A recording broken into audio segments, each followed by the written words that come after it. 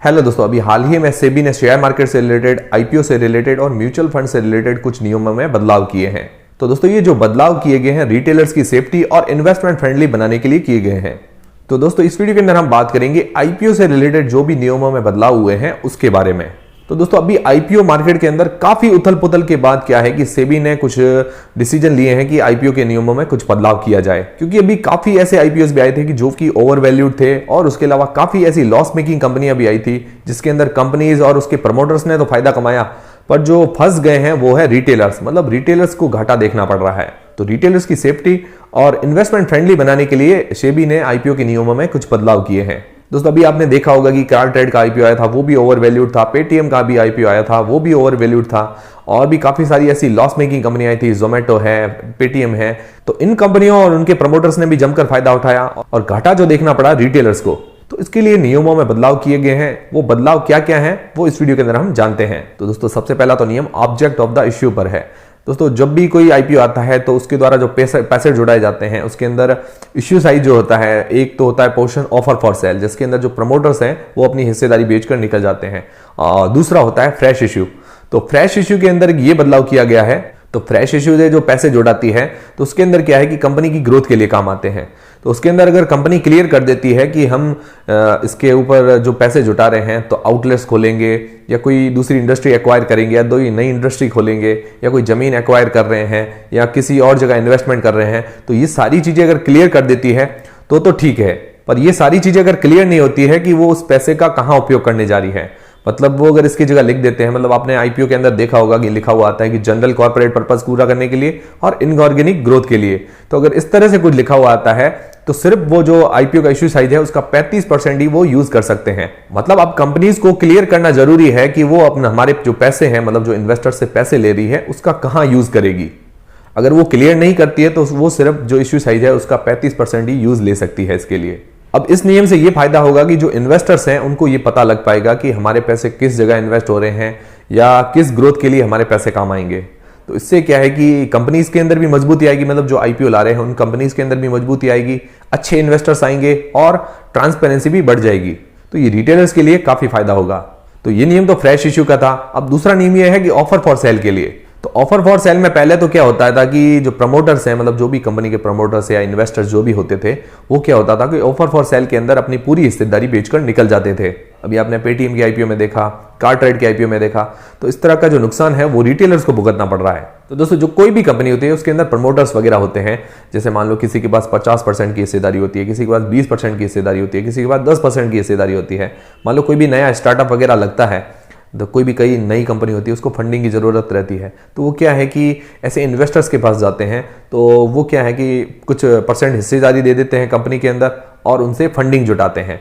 तो जिसके पास भी इस तरह की 20% के आसपास की हिस्सेदारी होती है, 20% या उससे ऊपर की जिसके पास हिस्सेदारी है, तो उनको क्या है कि इतनी परमिशन है, मतलब वो अपना 50% का माल सेल कर सकते हैं ऑफर फॉर सेल के अंदर।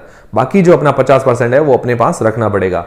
जैसे कोई भी कंपनी है वो 100 रुपए की कंपनी है, तो जैसे फंडिंग जुटाने के लिए किसी प्रमोटर्स के पास जाते हैं तो उसके पास 20% से ऊपर की हिस्सेदारी अगर हो जाती है, मान लो उसके पास 20 रुपए का माल है किसी प्रमोटर के पास, तो अब क्या है कि जिसके पास 20 रुपए से ऊपर का माल है तो उसको क्या है कि जो परमिशन होगी सिर्फ 50% सेल करने की। मतलब 20 रुपए का माल है तो वो सिर्फ 10% ही सेल कर सकता है ऑफर फॉर सेल के अंदर। तो इससे क्या है कि फायदा ये होगा कि प्रमोटर्स भी इसके अंदर बने रहेंगे और इसका भाव भी एकदम से नहीं गिरेगा। फिर दोस्तों दूसरे जो वो इन्वेस्टर्स होते हैं किसी भी कंपनी के अंदर जिनकी हिस्सेदारी 20% से कम की होती है, तो जिनकी भी हिस्सेदारी 20% से कम की है वो सिर्फ अपना 10% का माल सेल कर सकते हैं। मान लो किसी के पास 10% की हिस्सेदारी है, मान लो 100 रुपए की कंपनी है, उसके पास 10% की हिस्सेदारी है, मान लो उसके पास 10 रुपए है, मतलब 10 रुपए का माल पड़ा है, तो वो ऑफर फॉर सेल के अंदर सिर्फ 1 रुपए का माल ही बेच पाएगा और बाकी 9 रुपए उसको अपने पास रखने पड़ेंगे। तो अब इससे ये भी फायदा होगा कि जो प्रमोटर्स हैं, जो इन्वेस्टर्स हैं, वो भी अच्छी कंपनीज में देखकर ही पैसा लगाएंगे। तो इससे क्या है कि जो आईपीओज आएंगे वो भी अच्छी अच्छी कंपनियों के आएंगे और इससे क्या है कि रिटेलर्स को भी कम नुकसान देखना पड़ेगा। जैसे अभी पेटीएम का आईपीओ आया था वो ओवर वैल्यूड था, उसका जो प्राइस बैंड था वो भी काफी ज्यादा था और उसके बाद जब वो लिस्ट हुआ तब उसका प्राइस काफी गिर गया। तो ये नुकसान सारा देखने को मिला रिटेलर्स को। तो इससे क्या है कि इन्वेस्टमेंट भी सोच समझ कर होगा और इन्वेस्टर्स भी जो पैसा लगाएंगे वो भी अच्छी कंपनीज के अंदर लगाएंगे। फिर दोस्तों मॉनिटरिंग एजेंसी पर भी बदलाव किया गया है। पहले जो मॉनिटरिंग एजेंसियां होती थी, जो पब्लिक कमर्शियल बैंक्स होते थे, पब्लिक फाइनेंशियल इंस्टीट्यूशन होते थे, उनके बजाय अब जो बोर्ड से रजिस्टर्ड क्रेडिट रेटिंग एजेंसियां हैं वो ही मॉनिटरिंग एजेंसी के रूप में काम करेगी। और इनके अलावा जो इनकी ऑडिट की रिपोर्ट जो एनुअली आती थी अब क्वार्टरली आएगी, मतलब 3-3 महीनों के अंदर हमें उसकी रिपोर्ट देनी पड़ेगी। तो इससे क्या है कि पता लग पाएगा कि कंपनियों ने कहाँ कहाँ पैसा लगाया है, किस जगह पैसा लगाया है, वो सारी जानकारी मिलती रहेगी।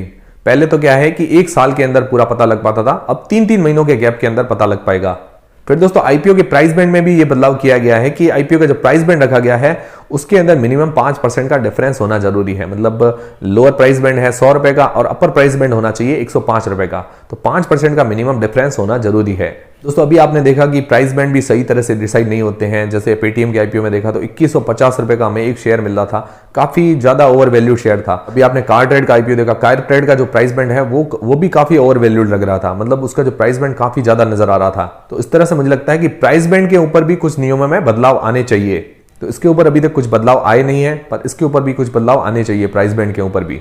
और अभी दोस्तों आपने देखा होगा कि जो स्टार हेल्थ का आईपीओ था, जो वो पूरा सब्सक्राइब भी नहीं हुआ, फिर भी उसको अपर प्राइस बैंड पर लिस्ट किया गया। इसके ऊपर भी बदलाव आने चाहिए, क्योंकि अगर आईपीओ पूरी तरह से सब्सक्राइब नहीं होता है उसके बाद भी उसको अपर प्राइस बैंड पर लिस्ट कर दिया जाता है तो ये गलत बात होती है। मतलब अगर अंडर सब्सक्राइब रहता है तो उसको लोअर प्राइस बैंड पर लिस्ट करना चाहिए। तो इसके नियमों में भी थोड़ा बहुत बदलाव होना चाहिए। फिर दोस्तों QIBs के ऊपर भी रूल चेंजेस किया गया है। जो QIBs होते हैं, क्वालिफाइड इंस्टीट्यूशनल जो बायर होते हैं, उनके अंदर भी कुछ चेंजेस आए हैं। तो जो पहले एंकर इन्वेस्टर्स जो होते थे वो 30 दिन का उनका लॉक इन पीरियड होता था। तो 30 दिन के बाद क्या है कि वो अपना जो कुछ भी परसेंटेज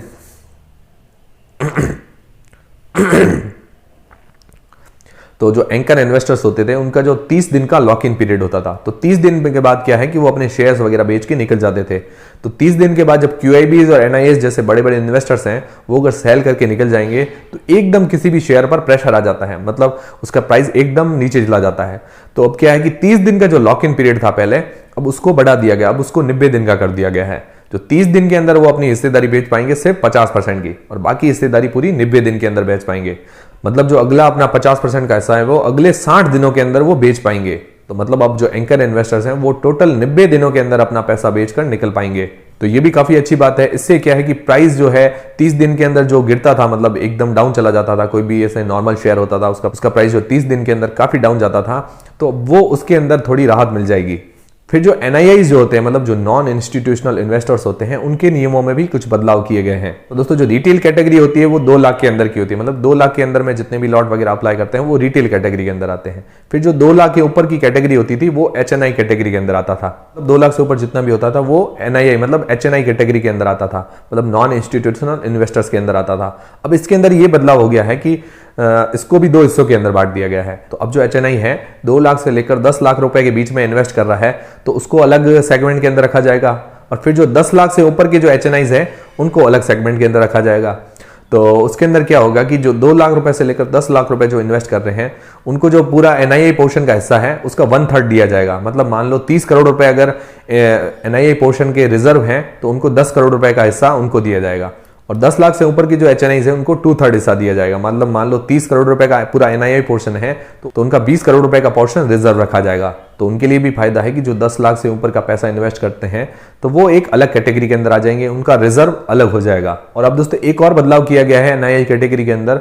जो अलॉटमेंट मिलता था, जैसे रिटेल कैटेगरी के अंदर जो अलॉटमेंट मिलता है वो लॉटरी सिस्टम पर मिलता है, तो अब NII कैटेगरी के अंदर भी जो अलॉटमेंट मिलेगा वो भी लॉटरी सिस्टम के द्वारा ही मिलेगा। तो ये भी बहुत बड़ा बदलाव किया गया है। तो पहले HNI कैटेगरी के अंदर क्या होता था कि जो फिक्स लॉट है मिल जाते थे, मतलब जितने गुना वो सब्सक्राइब हुआ है और उतने गुना हम अप्लाई कर देते थे तो हमें एक लॉट मिल जाता था।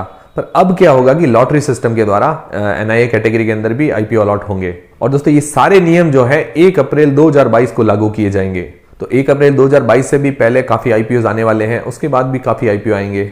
तो ये नियमों का बदलाव वगैरह कैसा रहता है ये सारे IPOs आने के बाद ही हमें पता चल पाएगा। तो दोस्तों ये तो थे IPO के नियम जिसके अंदर सेबी ने बदलाव किया है। तो आपको कौन सा ऐसा नियम है या रूल है जो पसंद आ रहा है कि सेबी ने ये अच्छा किया है इसमें बदलाव करके, और इसके अलावा आपको क्या लग रहा है कि और कौन कौन से नियमों के अंदर चेंजेस आने चाहिए, मुझे कमेंट करके जरूर बताएं। और दोस्तों हमारा वीडियो, हमारी जानकारी अगर आपको पसंद आई है तो वीडियो को लाइक जरूर करें, और दोस्तों चैनल को सब्सक्राइब कर लें। ऐसे और भी जानकारी रिलेटेड वीडियोस हमारे चैनल पर आपको मिलते रहेंगे। मिलते हैं दोस्तों नेक्स्ट वीडियोस के अंदर।